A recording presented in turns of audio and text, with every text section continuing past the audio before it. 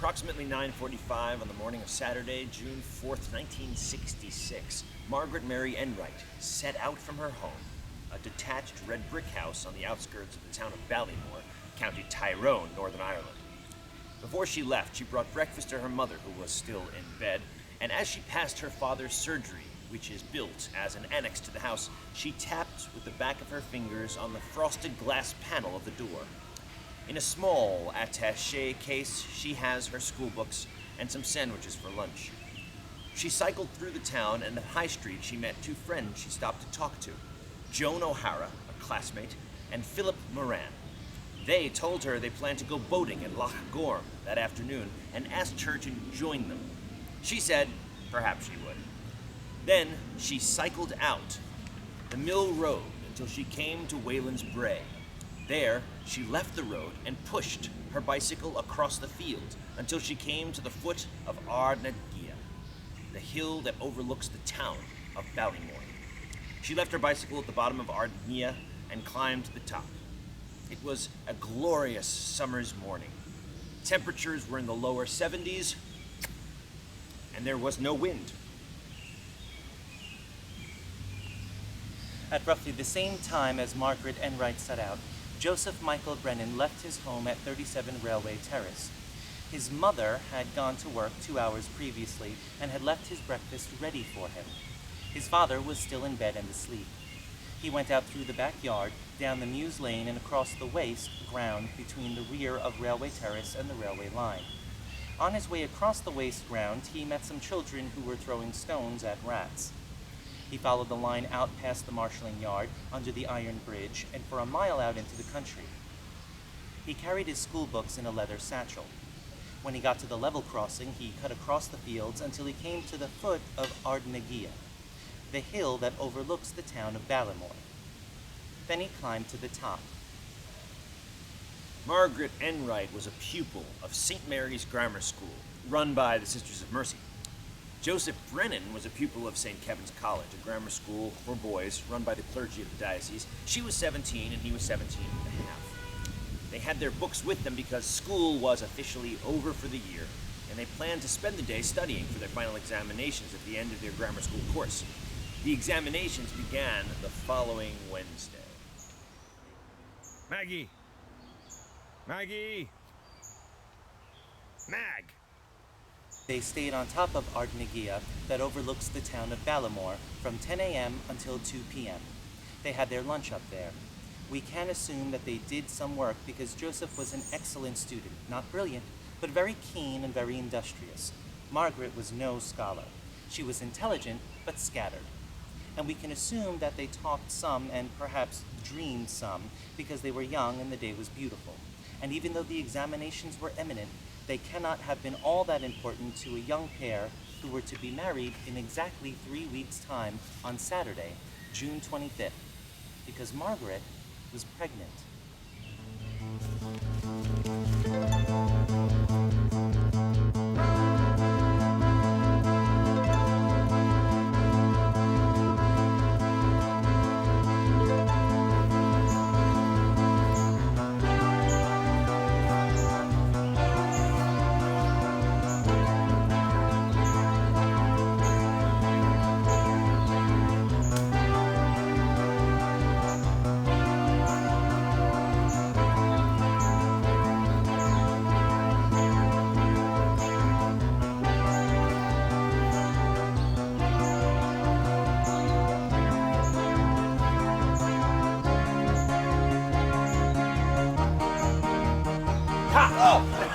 Come on, cut it out, will you?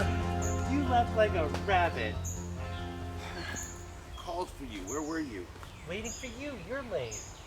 I was here at 10 exactly. I've been here for at least half an hour. Did you walk it?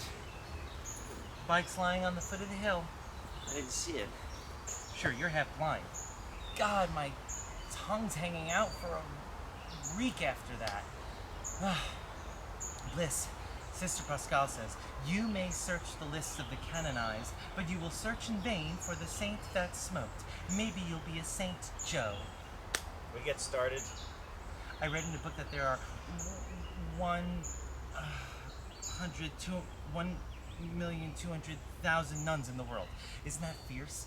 Imagine if they were all gathered in one place, like on an island, say, and the Chinese Navy was let loose on them. Cripes, you'd hear the squeals in Tombermore. I have a wicked mind, too. Do you ever think things like that, Joe? I'm sure you don't. I think that women have far more corrupt minds than men, but I think that men are more easily corrupted than women. We'll get a couple of hours done before we eat. Food. I don't care if I never see another bite ever again. My God, I thought I was going to vomit my guts out this morning, and this could keep up for the next 7 months, according to Dr. Watson. The only consolation is that you're all right.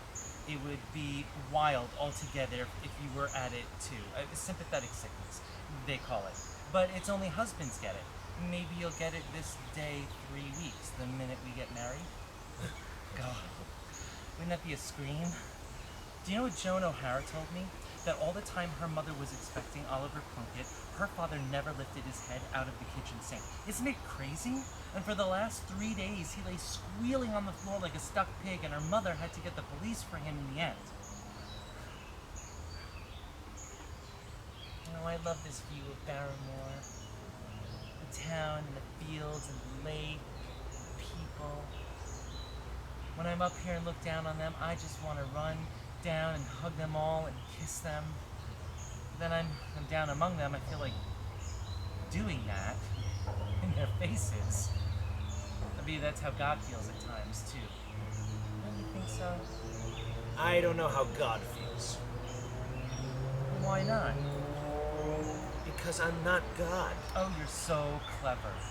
Well, I'll tell you something. There are occasions in my life when I know how God feels. Well, good for you. One of those occasions is now. This moment, God feels expansive and beneficent and philanthropic. Philanthropic and beneficent. Oh. And we will not be put into bad humor by grubby little pedants. Pedants? Look, Mac. We came here to study. What are we going to study first?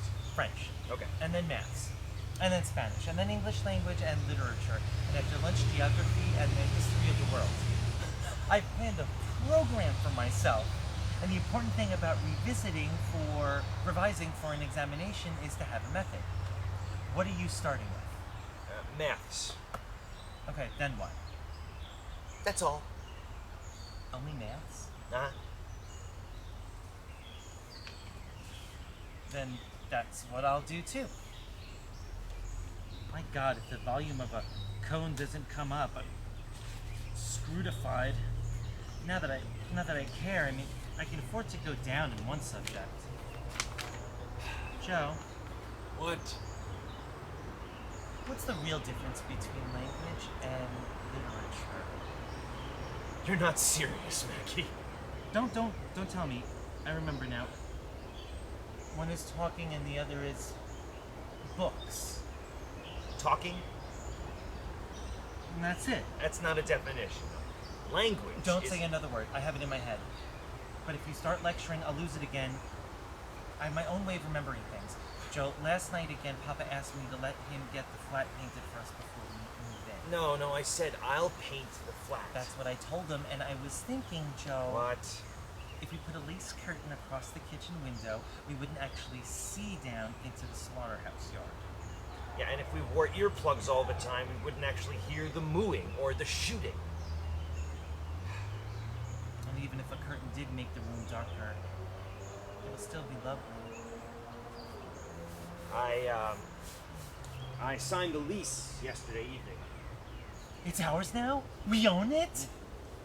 Old Kerrigan was so busy working, he wouldn't take time off to go into the office, so we put the document on the back of a cow that was about to be shot, and that's where we signed it. Cockeyed old miser. He's not. What? Cockeyed. No, I'm telling you. And he's crazy, too. In a big rubber apron, him dripping with blood, and cows and sheep and bullocks dropping dead all around him. Oh God, my stomach. Drive him up there. Another beast. Come on, come on. I haven't all day. And what's bothering you, young Brennan? Steady there. Oh, steady. Bang! Bang! Drag it away. Slit its throat and slice it open and skin it. Oh, stop. Another beast. Oh. Get a move on. What am I paying you fellas for? You told me to call about that flat, Mr. Kerrigan. Steady. Bang! Bang! Damn it, I nearly missed. Bang! That's it, drag him off. What are you saying, young Brennan? The lease? Oh, the lease. Aye, here we are. Best flat in town. Hell, it's all blood now. Come on, another animal.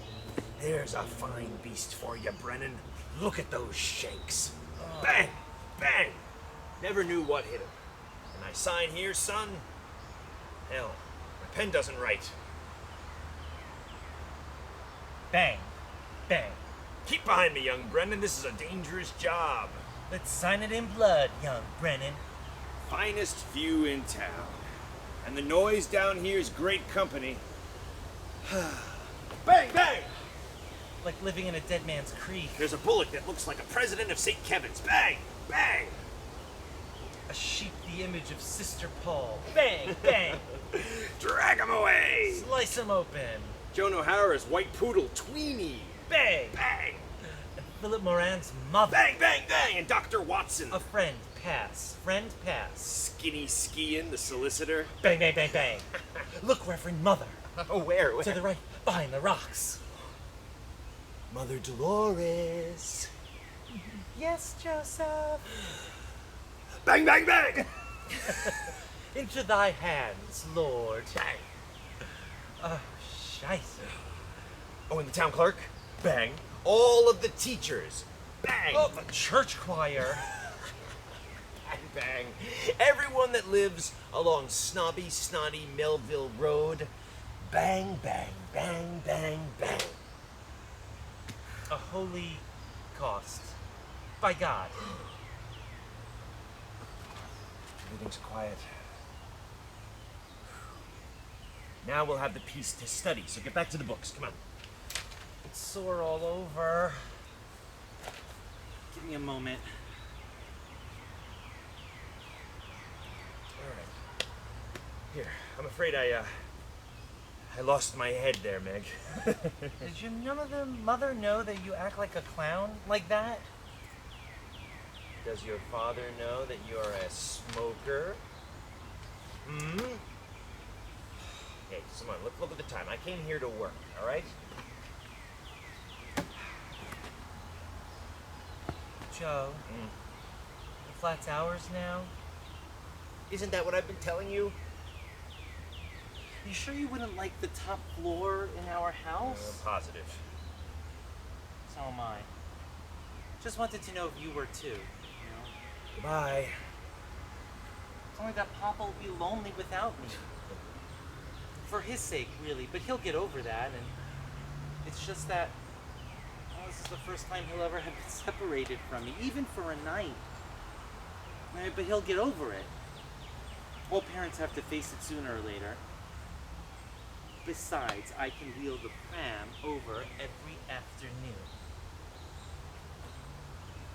I'm like you, Joe. When I concentrate, you could yell at me and I wouldn't hear you. It's going to be very warm. We didn't have to work, we could sunbathe. The Easter we were in Florence, I kept thinking about your father and how good the sun there would have been for his asthma. I read in a book that asthma is purely psychosomatic, and that a man with asthma has a mother fixation. Crazy the things they dig up, too. I'm glad Papa's not a doctor, or he'd be watching me for symptoms all the time. Your parents are such wonderful people, Joe. I'm crazy about them. And I'm going to model myself on your mother. And from now on, I'm going to treat my own parents with a certain dignity. My God, the things they said to me, they seared my soul forever.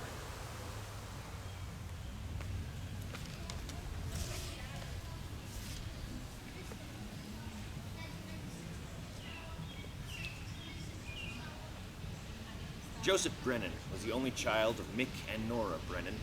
Because of his asthma, Mick Brennan was not a working man and hadn't had a job for over 20 years. He receives unemployment benefits, and this is supplemented by the earnings of his wife, who works as a charwoman from 8 a.m. until 8 p.m. 6 days a week. In a good week, her wages come to around £9. She has £113 in post office savings and £3 in an ornate tea caddy in the kitchen. She's a quiet woman, and all her dreams and love and hope and delight are centered unashamedly in Joe. Mick Brennan, or Mick the Moocher as he's known in Ballymore, is keenly interested in horses, greyhounds, ferrets, and pigeons. He spends most of his day at the greyhound track. To his friends, he talked a lot about Joe, always referring to him in a casual, disparaging way as the lad. Nora Brennan has no hobbies. Margaret Enright was the daughter of Walter and Beth Enright. Walter is a dentist. When he married, he was the only dentist in Ballymore. Now there are 3, and his practice is the smallest. As a young man, he was interested in books and travel and music. Now, after his work, he sits at home and drinks and reads thrillers. Beth, his wife, has been under Dr. Watson's care for 17 years, ever since the death of her infant son. She gave birth to twins, Margaret and Peter, and 5 days after the birth, Peter was discovered in his cot, smothered by a pillow. She never fully recovered from this. In her good days, she is carefree, almost reckless. In her bad days, she wears dark glasses and lies in bed. Walter looks after her constantly.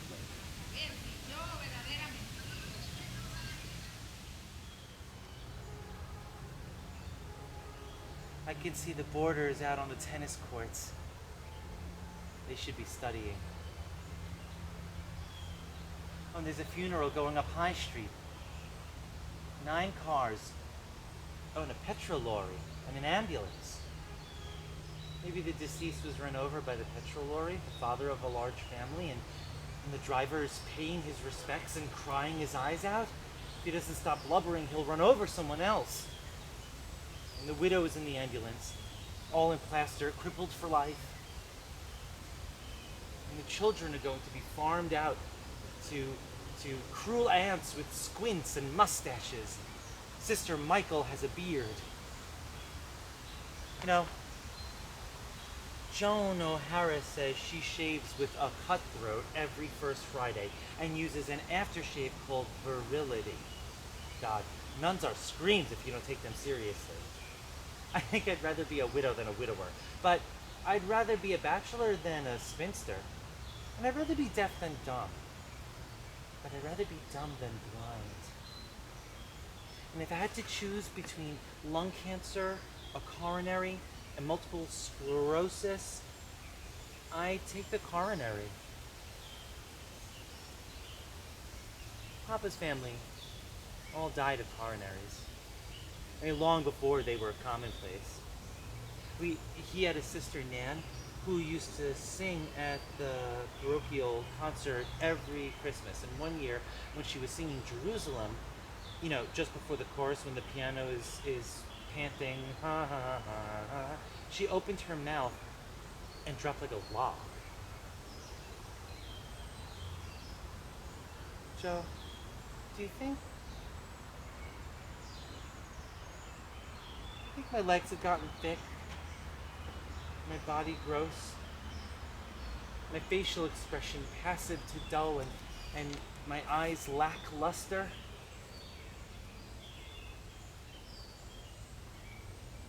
I hope it's a boy. And that it'll be like you, with a great big bursting brain, or maybe it'll be twins like me. I wonder what Peter would have been like.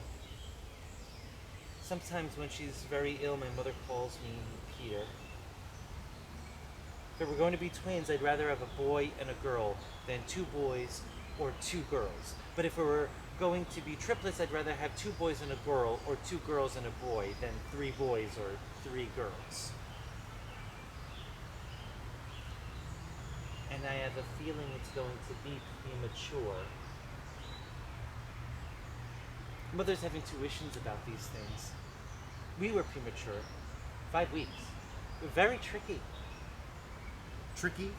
Cesarean, as a matter of fact. Sure.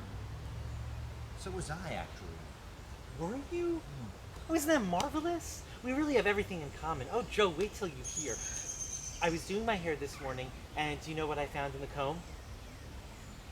A gray hair. I'm old. 2 months pregnant and I'm as gray as a badger. Isn't it a scream? I think a young face and silver hair is more attractive than an old face and black hair. But if I had to choose between a young face and black hair and an old face and silver hair, I think I prefer the young face. You have a young face. You're only a boy. You're a baby, really. I have 2 babies to take care of. Joe. We'll be happy, Joe, won't we? It's such a beautiful morning. So still. I think this is the most important moment of my life, and I think I think sometimes that happiness, real happiness, was never discovered until we discovered it. But isn't that silly? And I want to share it with everyone, everywhere. Stupid. What? Fat lot you have to give. I didn't say give. You did. I did not. I heard you. Liar, I said share. Share what? You wouldn't understand. Understand what? Anything. Because you're just a selfish, cold, horrible, priggish, conceited donkey stuck in your old books as if they were the most important thing in the world, and you're intended waiting like a dog for you to toss her a kind word. I only asked You hate me, that's it. You're going to marry me just to crush me. I've heard of men like you, sadists. I've read about them in books, but I never thought for a second. Oh my God. What? Oh. What? What is it, man? Joe, What? Are you sick? labor has commenced. God, what's happening? I'll get help. Don't move. Dr. Watson warned you to stop cycling. How do you feel? How do you feel? Oh, I'll carry you. I'll carry you. No, No. Don't move. Don't move. I Don't move. think. Right. Don't talk. Don't talk and don't move. Where's your bike? Just stay with me, Joe. Please hold my hand. Okay, God, this is fierce. We're on top of a bloody hill. You're all right, Mag, right? Are you? Are you all right? Aren't you? Aren't you all right? Dear Joe, I'm fine. Thank you. Okay, Joe. All right, what's happening? Would you tell me? Nothing to be alarmed about. False pains. False. Yeah, gone again. For the time being. They'll be back. Oh yes, but maybe for not for a month. God, I'm not worth a tuppence. I'm sorry for calling you names. Maybe you should go home, Mag. Huh? I'm fine. Really. Go on with your work. I don't know. Please. I'll just rest. Maggie, I'm gonna try. I'm gonna try to be, I I know now. Huh? No breakfast. What are you talking about? Hunger pangs. That's what it was. I'm ravenous. Hunger. I could eat the side of a horse. But you said you didn't care. Oh, yeah, don't be always quoting what I said. There's nothing to be detestable as being quoted. I change my mind every 2 minutes, or would you rather it was labor? I'm gonna work. All the same, if I eat now, I'll have nothing left for later. I'll do with 2 small sandwiches, 3. My big regret now is that I dropped domestic science in junior. Can't even remember how to make rock buns. Poor old Dorothy Quilly was so sweet to us all. And did I ever tell you what happened to her, Joe? She was from Dublin. And one afternoon, during the Christmas holidays, she went to the pictures and this man sat in the seat beside her. Gospel true. Joan O'Hara heard it from a cousin of hers who's a guard in Dundalk. And anyhow, during the film, this fellow gave her an injection in the arm. Of course, no one saw him. And when she passed out, he carried her out to the street, and his accomplice was waiting there in a car. And they drove off with her. And 4 days later, she was found in Wicklow Mountains, up a sycamore tree. What do you mean up a sycamore tree? hiding. Hiding what? Herself in the leaves. You really are crazy. She was hiding in the leaves, stupid, because they had taken her clothes away. That's why. And for your knowledge and information, she had to give up teaching after that experience. Nervous. Nervosity. That's what the doctor said she had. And she's now a stitcher in a Belfast shirt factory, of all girls. You know, for a woman that's going to be married in 4 weeks' time... 3. Honest to God, the stories that come out with your juvenile... And that's the word for them. You know, I'm trying to work here at Integration. Will you please shut up? I will. I certainly will. And the next time I break breath with you, you'll be a chastened man. But before I go stalling for the rest of the day, there's something I want to get clear between us, Joseph Brennan. Joan. What? You never proposed to me. You haven't asked me to marry you. What are you raving about now? Propose to me. Oh my God. Now. You really are insane, you know Ask me. Will you marry me? Now. Thank you, Joseph. I will. Bats. Raving bloody bats. The children will want to know, especially the girls, and I'll tell them that it was a beautiful morning in June, a Saturday, 4 days before the exams begin on top of Ardnagia, the hill of the wind, and everything was still, and their father said, Maggie, very shyly, Maggie Enright, will you make me the proudest and happiest man in the whole world? Will you be my spouse? And I said, Joe, nothing more. And I think that was the most important moment of my life. I really am scrutified this time. Integration. That's on my course too, I think. What in the name of God does it mean?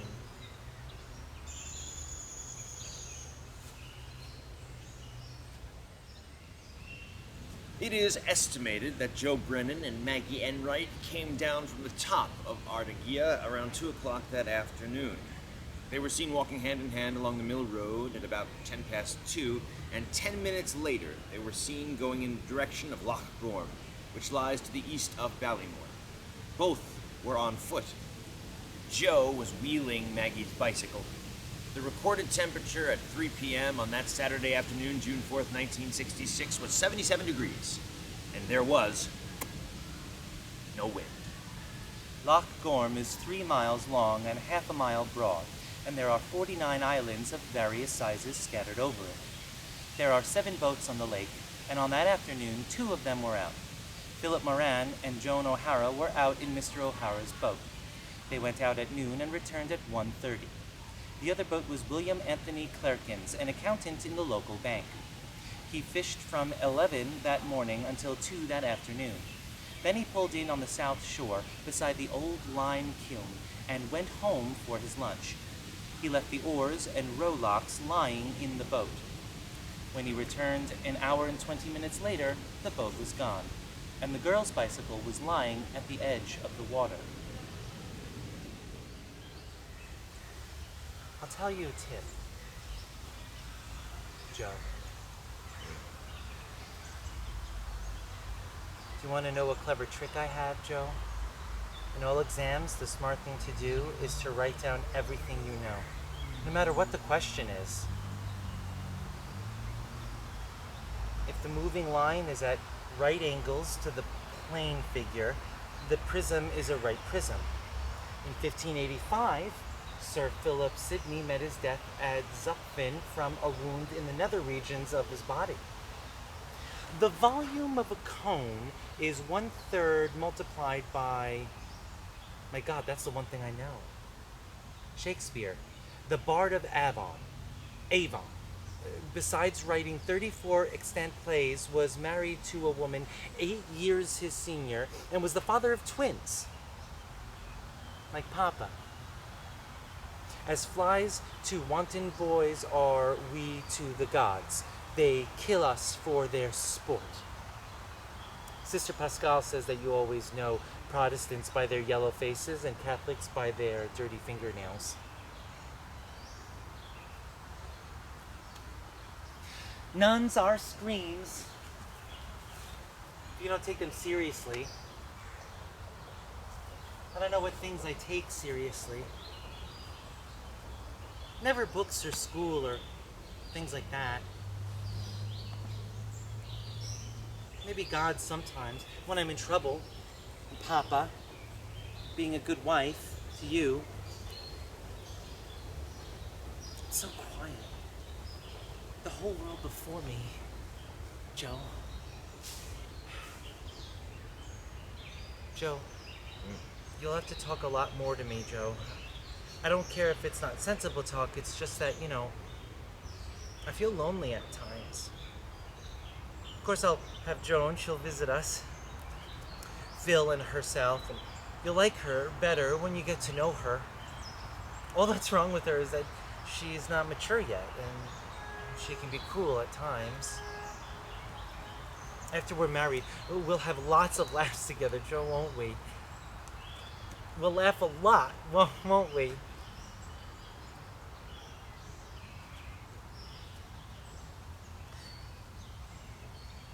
Joe, I'm nervous. I'm frightened, Joe. I'm terrified. At 6:20, William Anthony Clerkin reported to Sergeant Finley that his boat had been stolen. The sergeant and Mr. Clerkin returned to Loch Gorm and walked around a portion of the south shore. They sighted an upturned boat floating about 50 yards west of the biggest island, Oleanna-McGran. As a result of inquiries, the sergeant learned that the bicycle belonged to Margaret Mary Enright. He phoned the Enright home and discovered that the girl had left there early in the morning. He then called at the Brennan home, and Mr. Brennan informed him that he had not seen his son all day. It was then 7:45 p.m.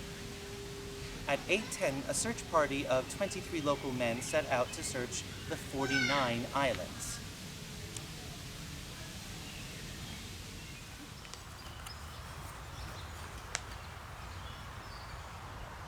LP, MQ, and NR are ordinates perpendicular to the axis OX, such that LP equals 8, MQ equals 7, and NR equals 4. Find the lengths of the ordinates at the midpoints of LM and MN of the circular arc through P, Q, and R, and by means of Simpson's rule and the 5 ordinates estimate.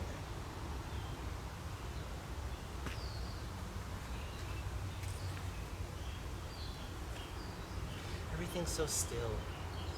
It's what I love at a time like this. I close my eyes and scarcely breathe. I sometimes have very important philosophic thoughts about existence and life, etc. That's what people mean when they talk of a woman's intuitions. Every woman has intuitions, but I think that pregnant women have more important intuitions than non-pregnant women. And another thing, too. A woman's intuitions are more important while she's pregnant than after she's had her baby. So, when you see a pregnant woman sitting at a fire, knitting, not talking, you can be sure she's having very important philosophic thoughts about things.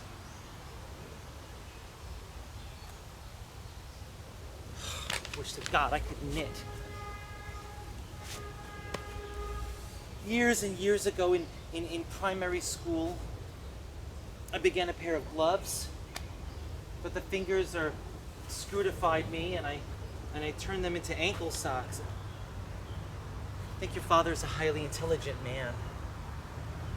I mean, really, a born naturalist. And your mother, she's so practical and she's so unassuming. That's what I want to be. One of these days, I'm going to stop talking altogether. For good. People will say, didn't Miss Joseph Brennan become dignified all of a sudden? Since the baby arrived? I suppose. I think now, Joe, it's going to be 19 days overdue. And in desperation, they'll bring me into the hospital and put me on the treadmill. That's a new yoke they have to bring on labor. Joan told me about it. An aunt of a second cousin of hers was on it nonstop for 13 hours. They keep you climbing up this big wheel that keeps giving way under you, just like the slaves in olden times. And after the baby's born, they'll keep it in an oxygen tent for a fortnight. When we get it home, it'll have to be fed with an eyedropper every 49 minutes. We'll get no sleep at all.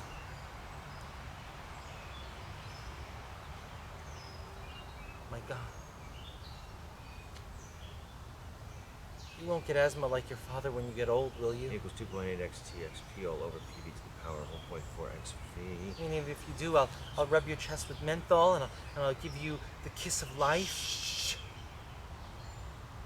You know, there's something I want to tell you, Joe, and there's something I want to ask you as well. And I think I'll ask you the thing I want to ask you before I tell you the thing I want to tell you.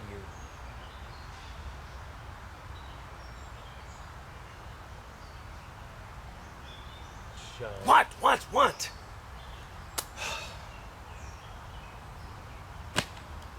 My parents sleep in separate rooms. Do yours? In our house, there are 2 bedrooms. I'm in one of them. And have they a single bed or a double bed? I have a double bed. Are you satisfied, nosy? I knew that was a real marriage. That's what I want, like your parents, Joe. There's something I want to try to explain to you. Look, just can I have 5 minutes more? That's all I ask.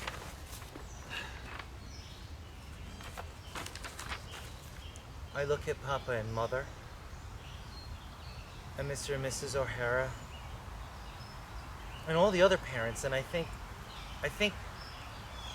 none of them knows what being in love really is. And that's why I think we're different. God, doesn't that sound stupid when you say it, but that's the way I feel, Joe. At this moment here, now, I'm crazy about you, and mad, and reckless, so that I want to shout it to the whole town, I love Joe Brennan. I'm mad about him. I'd do anything for him. Do you hear me, Mother Dolores? I love him so much. So much that I want to become him. I mean, isn't that stupid? When I look around me at Papa and Mother and the O'Haras, I think, my God, we'll never become like that because, and don't laugh at me, Joe, because I think we're unique.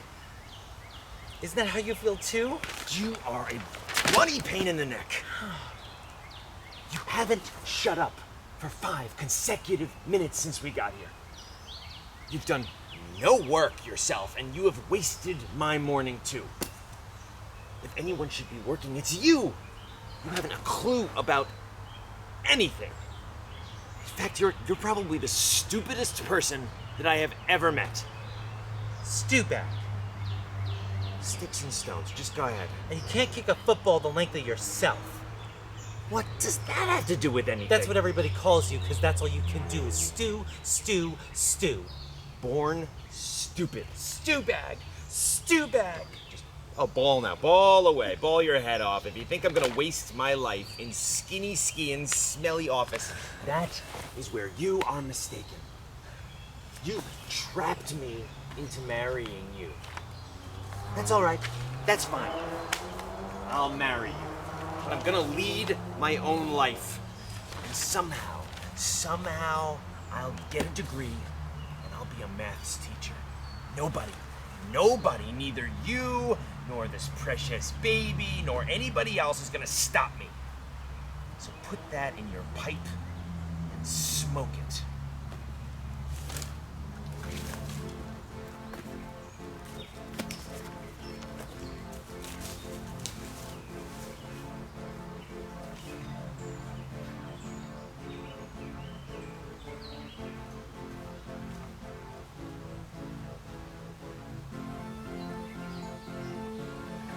The search was continued without interruption for 3 days. An SOS was broadcast and ports and airports were watched. It was reported to the police that a young couple answering to the description were seen in Liverpool and later in the Waterford area. But an investigation proved both reports to be false. Margaret Mary Enright and Joseph Michael Brennan had disappeared. On Wednesday, June 8th, the search was called off.